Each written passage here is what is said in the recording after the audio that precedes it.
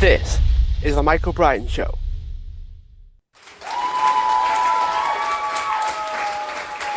Hi everyone, welcome back to the show. And today I'm joined with SIGH-DELL, who is a connector. He's a content creator, and he also helps people with PR, marketing, and building brands online. So, Stephen, thanks for joining me. Thank you so much. I appreciate it, Michael. It's a pleasure to be here. Love to cross the Atlantic Ocean when I'm having discussions. So thank you for granting me this opportunity. Yeah, you're very welcome. So, branding and the online space is becoming ever changing, ever growing, and what it was like last year is probably a very different situation now. So, why do people embark on this branding and personal brand journey? Why do people do it in this day and age?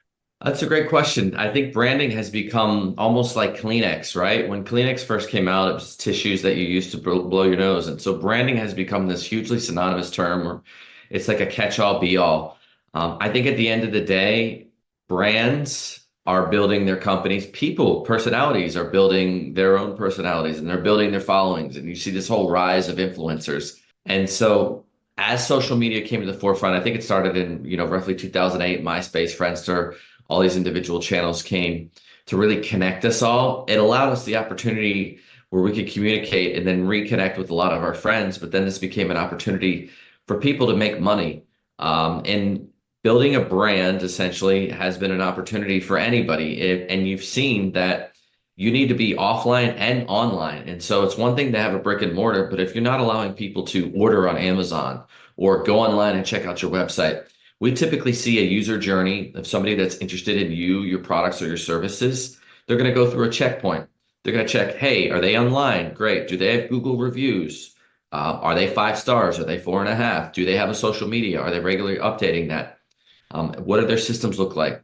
Are they regularly on social media, giving us an inside look? So social media has become a great tool to build that brand. And I think it's just all about being authentic. I recently did a LinkedIn post with there's a lot of influencers now that are being discovered for delivering inauthentic messages and really crafting their narratives so that people can relate with them. And what we found is we want to be as truthful and authentic as possible when we work with companies and or brands.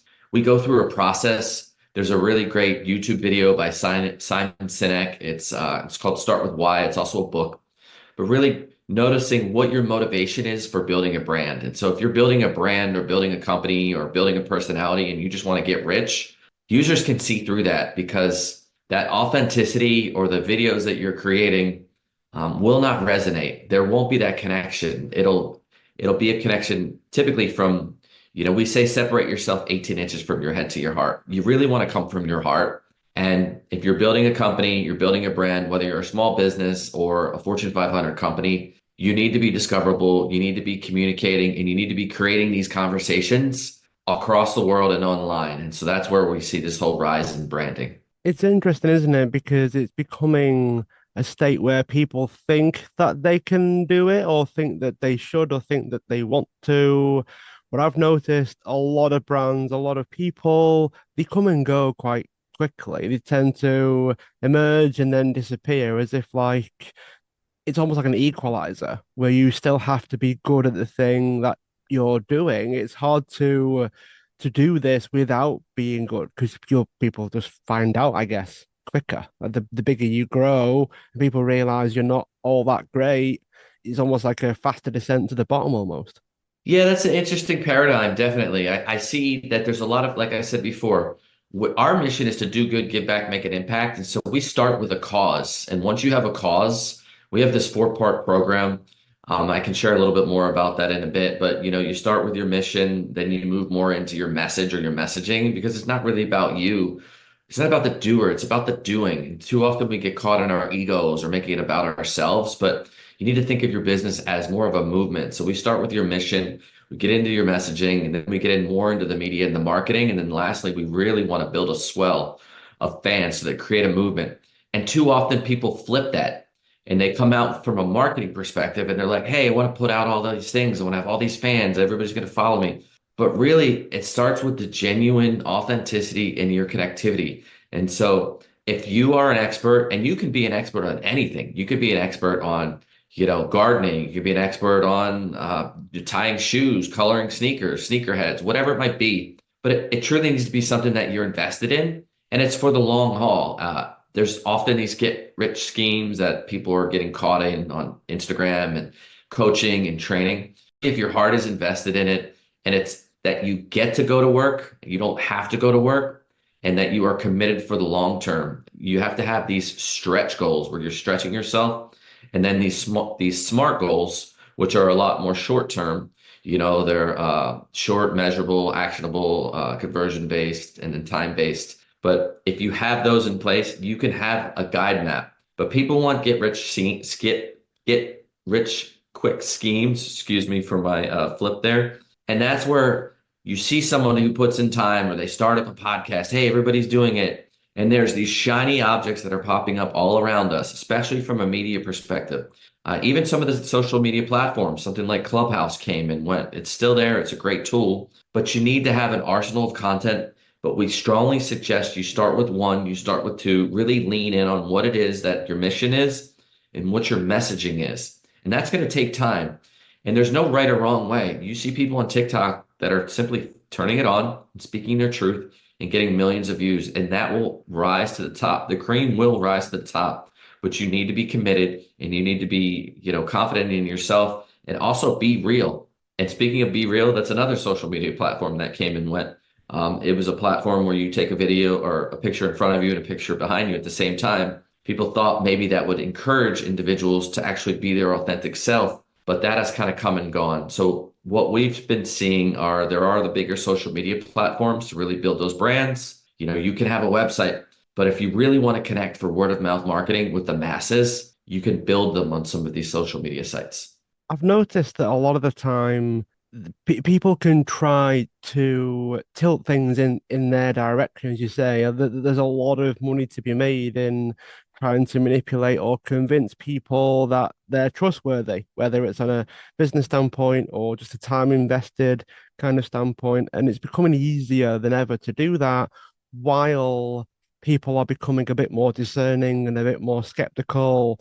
It's like it's pulling from both sides, where companies can do this, but then there are certain demographics of people that are still wise to it, and they will still, be cautious, be careful. Some people just flat out not invest in that company.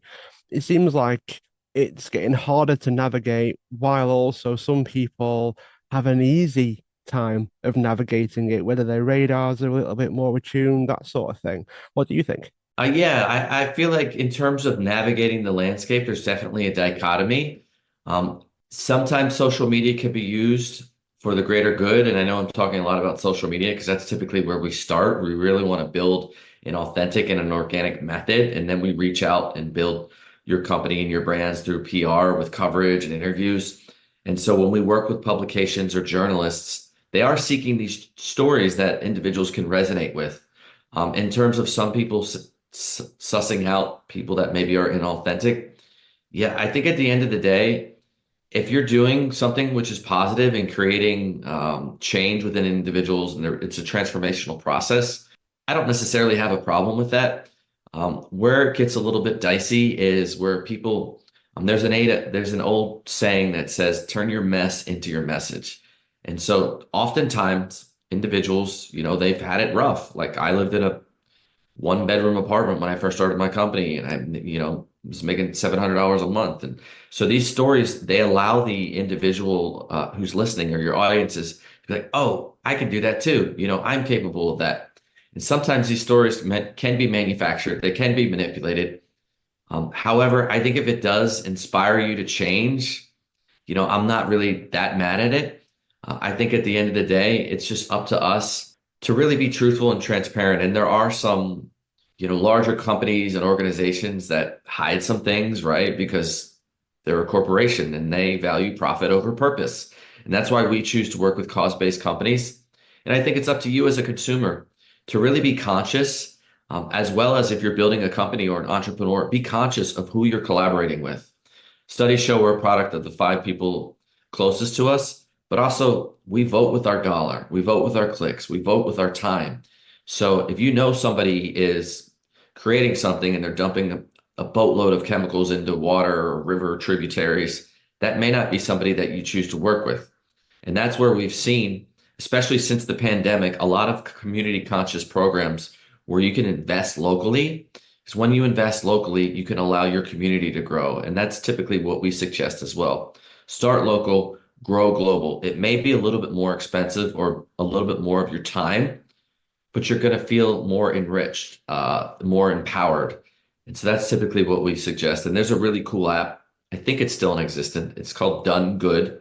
And you can check out companies that have a socially conscious component, whether or not it's made in the USA, sustainably sourced, women owned, any number of those things. I think that's becoming more popular as well, isn't it? Where it's something that people want to strive to do as well, like whether it's investing in schools, whether it's you're doing things more sustainably, it's becoming more known that people are more conscious of it. People are really trying to make that effort. Yeah, absolutely. I think there's both a financial and there's an economical benefit. There's also a sociological and a physiological benefit, especially for these companies. A lot of people talk about Toms, right? Way back in the day, Tom started and they, buy one, give one. And that was what it first started to enter into the zeitgeist. And other companies like Patagonia have been doing it for years. There's a really great book. I'm actually reading it right now. It's called Let My People Go Surfing, where their overall goal is like, look, we're a big corporation, but we don't want to make the world a worse place. We want to make it better. So how can we make a product? And oftentimes that product might be you. How can we make this product be as lean and as powerful as possible? Because too often people think, we live in the United States, at least where we're at. I know you're overseas, but add more, add more, add more. You go to McDonald's, supersize, get this, but really, we want to create a world where it's a give and take. And so we have exactly what we need. It's the most powerful and concise product as possible. So when you're creating a company or working with a company or buying a product, I think that is important if they have these initiatives, especially for you as well.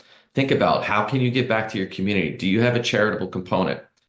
There's a really cool charity that we do when we work with clients. We plant trees. And so I think it's $1 a tree. And it's just an easy way where you can actually give back with some of the work that you're doing. I heard somewhere that once Tom's brought out this idea, there were companies that tried to emulate it that maybe didn't have the same purpose behind it. They just did it when they realized how popular and how many people were buying the shoes. Companies then jumped at it as a marketing tactic almost. Yeah, there was I think it's called, you're spot on, Michael. I think there's a company, I believe it was called Bob's. I'm not quite 100% sure, but it's like, how can we sound like Tom's where you could be similar to that? But this is where it goes back to the truth and the transparency and the audiences and what are your intentions. Like that company's intention was to get rich quick. They wanted to build off it.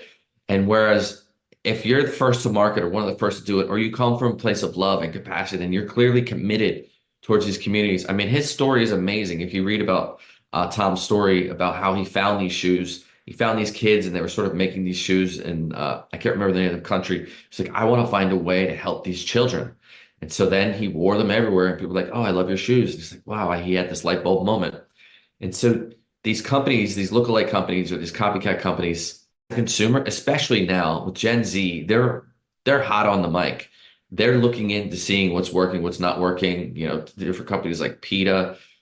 There are these causes, and that's where when we work with a company, you start with your mission, you get into your message. What is your message? Keep it super clean and concise, and then you could bring it to market and begin marketing and pushing it out. And then lastly, right, your goal is to create a movement. You want people who believe in you and believe in your brand. And you don't need to change who you are. You don't need to change who your company is. You just need to dig a little bit deeper and make sure you have that cultural alignment. And too often companies try to reinvent themselves. When if they just look internally, chances are that either the CEO or the founder or these stories reside within yourselves. And so that's what we do as an organization is like we work with these change makers. We want to elevate your story to the highest pages, stages, and publications so that people can hear your story and they can resonate with it. And especially in America, the American dream, it's real. A lot of people come here, you hear a lot of backlash of, certain things, but People are living the American dream, and that's the story that we want to share. It is possible. You may have to put in time and work. It's not going to happen overnight, Michael, like we talked about. But if you truly believe in it, everybody hears about overnight successes. Usually it's taken 10 years at least.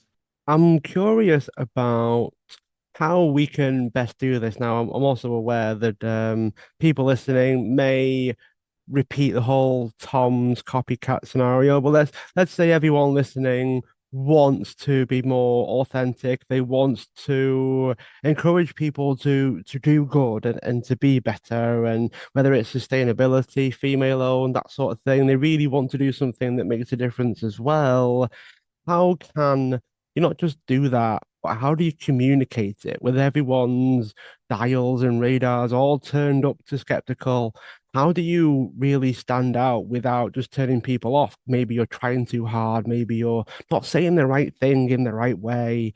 How do people fix that? How do people do it in the right way? I think there's no such thing as right way. I think there's the right mindset, and it's a great question.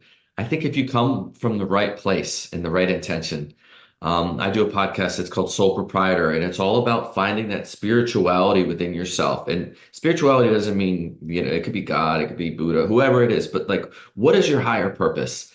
And so if you come from there, and like you said, it could be a female, it could be if you're a female business owner, that's where I'm starting. I'm a girl dad myself. The future is female, in my opinion. I want to empower, the females in the workplace to have the equal seat at the table. And so think about, who are you inspiring? Who are you empowering? Why are you doing it? Usually when we work with companies, we start with, what are your three highest commitments as a business owner, as a company owner? What are you committed to? And then digging a little bit deeper. Like for me, I come from a Polish background. My great great grandmother came over to Ellis Island, and there was nobody to pick her up when she showed up, and they almost sent her back to Poland. But there was a nice Polish gentleman that she teamed up with. He brought her into the country. But for me, it's these stories of immigration. It's these people that go out and take a chance. And whatever your heritage is, if you're building your own brand, you may want to lean in on that and then just speak towards that. You don't have to hit them over the head and say, hey, my mom came, my grandmother came from Poland, from Ellis Island. But it's finding different ways that you can give back to those communities. And it could be something as simple as, hey, shout out to, the American Polish communities or local communities within you. For me, I think it starts with where you're at, your three highest commitments. What are you committed to? If you are living in a city or a local town and you want to give back to that city or that local town, what inspires you? I have a note on my phone and I write down all the things that I love. And I do it on a regular basis because to me, those are the indicators. Those are the things where you can unlock your heart and give it away to the world. So you can take that Tom's formula, but you're not going to do shoes again, but you could still give back.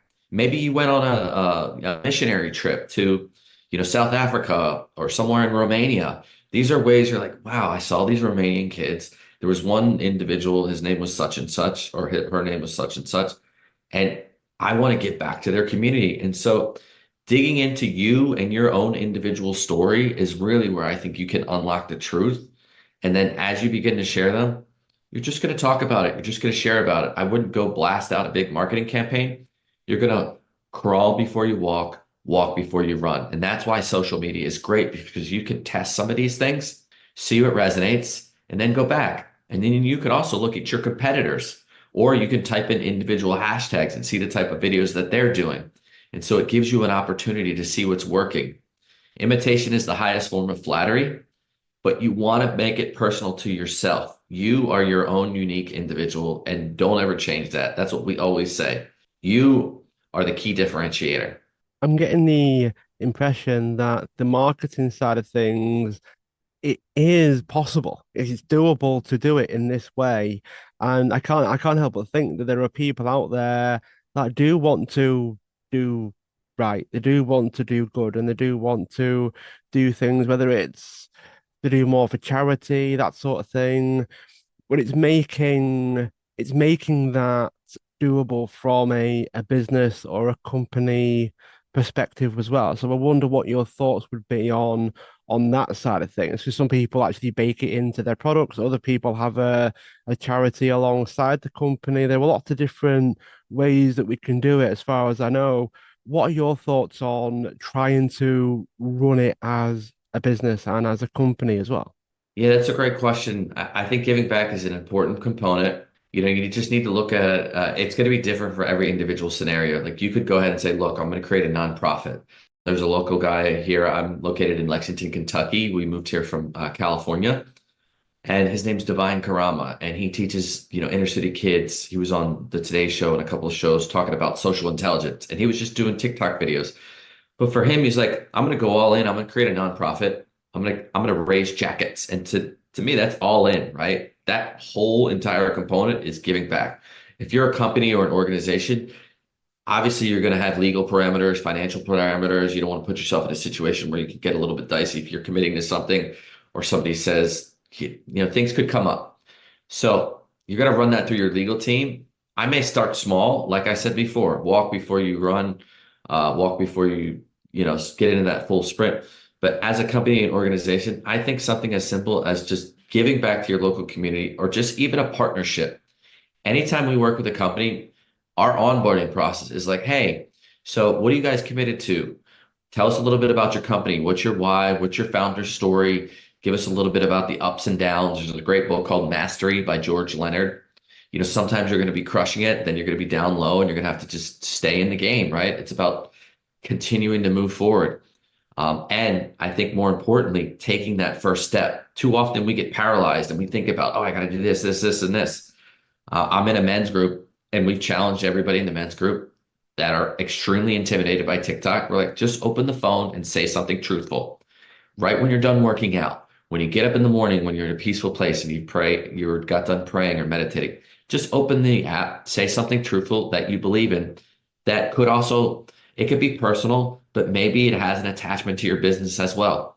But just starting with that small narrative, I think you'll notice, just like a seed, you're going to plant it and it'll grow. And as a company or an organization, I say start small. You don't need to hit them over the head with it. It's something that you could talk about, but at the end of the day, if it's what you truly believe in, then that's something that you're going to want to invest in. There's multiple ways to do that. I'm happy to share other ideas. You can create t-shirt companies, you can give back to local charities. But I think if you start local, like I said, and grow global, just pick a charity nearby you that you can work with. And you can do a little post on Instagram or social media, like, hey, check out this local charity or this local organization. That's going to show that you're community oriented and that you truly believe in growing your community and not putting money in your pocket. It's interesting that you bring up things like turning your phone on and speaking your truth and growing businesses, growing brands, that sort of thing. At some point, you've got to promote yourself. At some point, you've got to market yourself. And in some cases, especially if it's your business, if it's your brand, you've got to promote yourself, which for some people, that can be quite tricky. So, how should people self promote and advertise themselves? Yes, I agree with that. But I'd like to flip it. It's not necessarily sales. I think sales is interchangeable with a number of terms. I think sales, marketing, promotions.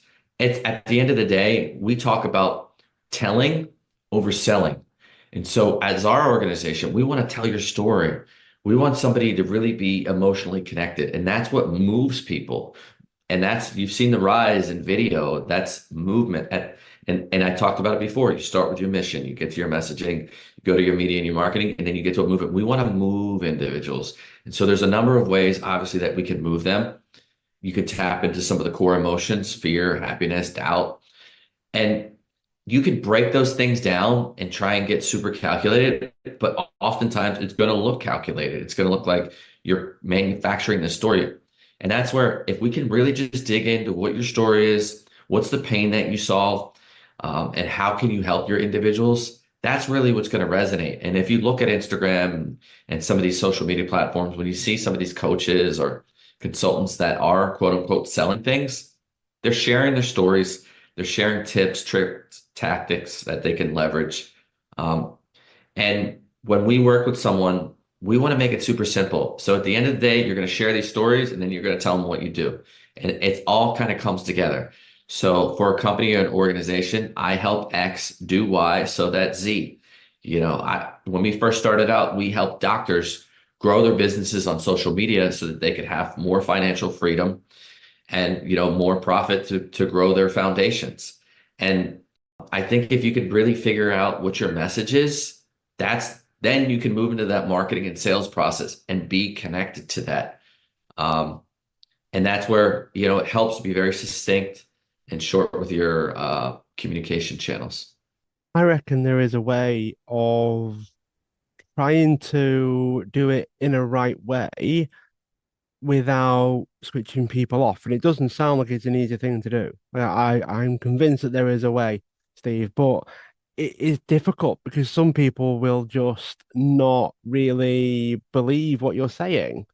And sometimes people have a very difficult time connecting with other people, whether it's sharing, whether you're vulnerable, whether you're sharing your backstory.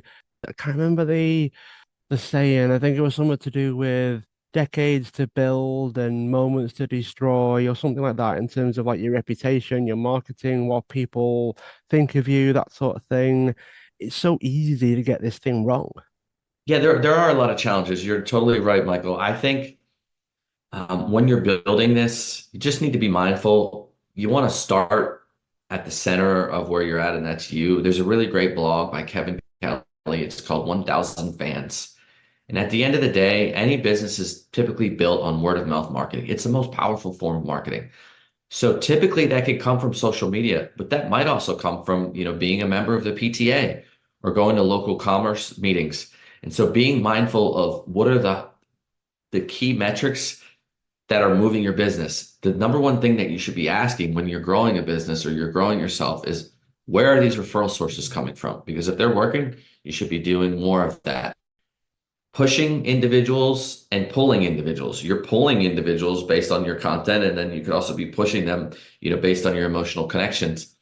And there's going to be people that don't agree with you or are haters, and that's life. If you're getting acknowledged or recognized, you're doing something right. And I don't know who said it, but people don't remember what you said or did. They're going to remember how they felt when dealing with you. And that's where, if you're connected to a solid purpose or source with the product that you're delivering, then that's really what matters. And that's like starting with Y and Apple and some of these other organizations. You want to have a great feeling when you're interacting with your product or your service. And that's the ultimate goal. And then if you're marketing or building that, obviously there's channels, there's the inbound, there's the email. I would say social media is really important because it allows you to connect. But what does your owned audience look like? If your social media page were to go down today or get canceled or banned or whatever, you lose all those people. So just be mindful of how you can capture these fans, if you will. Let's get to those 1,000 fans that we just talked about from Kevin Kelly. If you can get their phone number and an email, you can put it in an Excel sheet, or you can go a little bit deeper with like a CRM, such as HubSpot or these other tools. So then you can start some targeted marketing programs and sharing once a week. But at the end of the day, they don't want to be sold to. So that's where we talked earlier about sales. You want to deliver value. And if you're going to do email or even just social media posts, try to at least do one, two, or three values. So value, value, value, offer. So give them some value, tips and tricks about your expertise. Give them some value, more tips or tricks. Give them some other tools or platforms or things that they can learn from. And then maybe you throw them an offer like, hey, I have this really cool course. Or if you guys would like to see this PDF that I built out, please download it. And that's how you're going to begin to working through that process. But I think you need to know who is driving the business for you. Ideally, you're reaching out and doing some techniques, but there's probably somebody outside of yourself that you might not have an awareness to, or maybe you do, such as these influencers, like we talked about before, whether they're micro or macro, they're connected to their audience. If you have a purpose or a cause or a product or a service that is in alignment with what their audience would like, just like you and me, Michael, you have a wonderful audience. I want to share a little bit about my expertise. Great, I'll come on your channel. I'm not really selling anything, I'm just trying to help individuals. But at the end of the day, if somebody wanted to work with me, I would say yes. It's definitely a fine balance, isn't it? Because there are people that are over promotional to the point where it doesn't matter how nice they are about it. Sometimes, as you say, people don't really want to be sold to, but they're quite happily buying things. In that sometimes they've got to already think they want it or know they want it or need it before they buy it, almost like they've already made the decision ahead of time. Yeah, the whole process of what are you delivering someone? Everybody has a problem and we're trying to solve problems. That's at the end of the day, that's what a business does. Even a personality, right? If you're a YouTube influencer, sometimes people are depressed and they want to be cheered up. So they watch somebody who goes to entertainment theme parks so that they can have that vision of fun and excitement that they might not have in their life. Tony Robbins once said, successful marketing is when you have an irresistible offer and it meets the target audience. And so I know I talk a lot about what it is that you're delivering, where are you coming from, what is your purpose, but also being mindful of what the persona is or your profile or who the target audience is.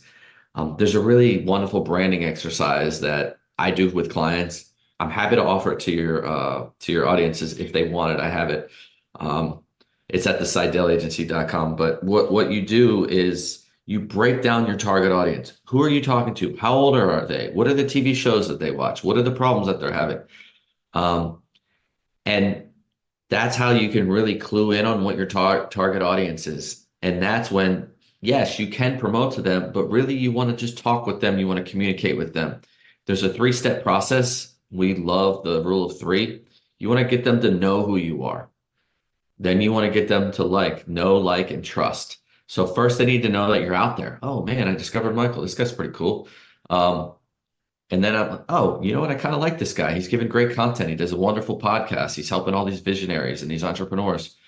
And then after 3, 4, 5, 6 episodes, when we talk about truth and transparency, he seems to be coming from a place of positive intent and he really wants to help. I trust him. Oh, you know what? He has this course that he's offering or a PDF. Sure, I'll download it. Let me check it out. And so that's how the process works.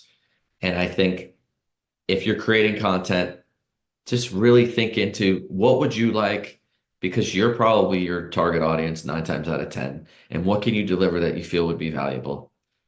Some people also, it's kind of a hack. I hate to even mention it, but the whole chat GPT of it all, there's tools that you could leverage to sort of get an idea of oh, hey, if I'm selling sneakers, you could be selling orthopedic sneakers, you could be selling fashionable sneakers, you could be selling sneakers for sportswear, you could be selling sneakers for sporting events that need cleats on the bottom.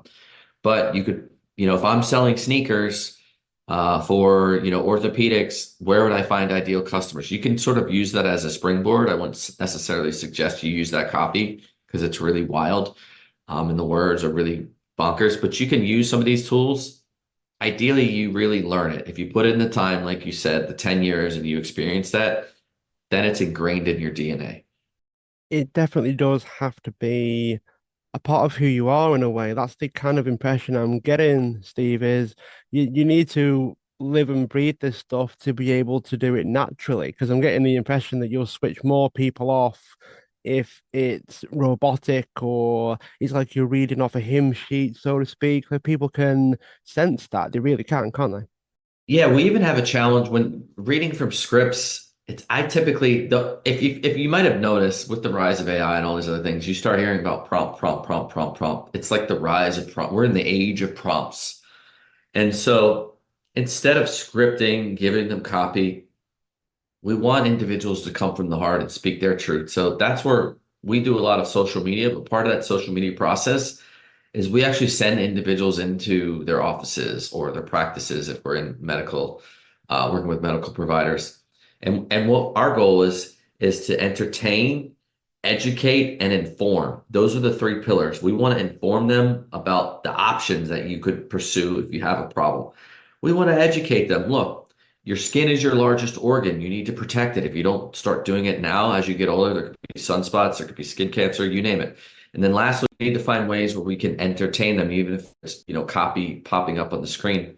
That's why we send people into their practice and we record them and they get really nervous. These doctors and even just business owners are like, look, I'm not meant to do this. Practice makes progress. And that's where if you do these TikTok videos, you shoot one, you shoot two, you shoot three, you can go back and delete them all in like 2, 3, 4 months, but it just helps you. You can even not publish them. But what we suggest is start to overcome those fears and just get into that process. And that's where we use prompts as opposed to scripts. And we even say, look, you can include the question in your answer. Then we're being transparent. You're clearly answering an interview question. Maybe it was pulled from a podcast, maybe it was with an interviewer, but tell us what you love about your job. And sometimes they'll just be like, oh, I love this, this, and this. Or they'll say, oh, what do I love about my job? Well, I love that I get to work with amazing people that are connected to their causes and that want to elevate their voices to help change the world. And so just by answering a simple prompt, I think is the fastest way to be genuine. Well, it definitely sounds like the world of branding is becoming easier or simpler, and yet there are so few people that are actually doing it and doing it well. So I'm glad that you were able to shed some light on this for me, Steve, and for those that are listening, for those that want to learn a little more about you. So whether it be websites or social media, how can people connect with you? Yeah, thanks again, Michael. I think, the best way you can go to the SIGH-DELL click on contact or consultation. I'd love to get you that branding guideline. In addition, it's Steven Seidel. So it's at STEPHEN SEIDEL. And I'm across the board on social media. And that's another tip. If you're building that brand, you can go to a site like Namechecker or Namecheck and see if these URLs are available across social media. And don't sleep on Reddit too, because they're really starting to grow. So you may want to get that username on Reddit as well. But just if you're building a company, building a brand, you want to go out there and see if you can capture those usernames across the board and make it really easy for people to know about you and follow you. And Michael, it's been a pleasure. I think, if you build it, they will come. And we would love to help any company, build their brand as well as increase your exposure with PR or any media. So thanks again. Thanks so much for being a guest on the show. Those that are listening, feel free to subscribe, share the show, tell others, and also leave a review wherever you are listening into your podcasts. Steve, it's been great. Thank you. And I look forward to keeping in touch. Thanks, Mike.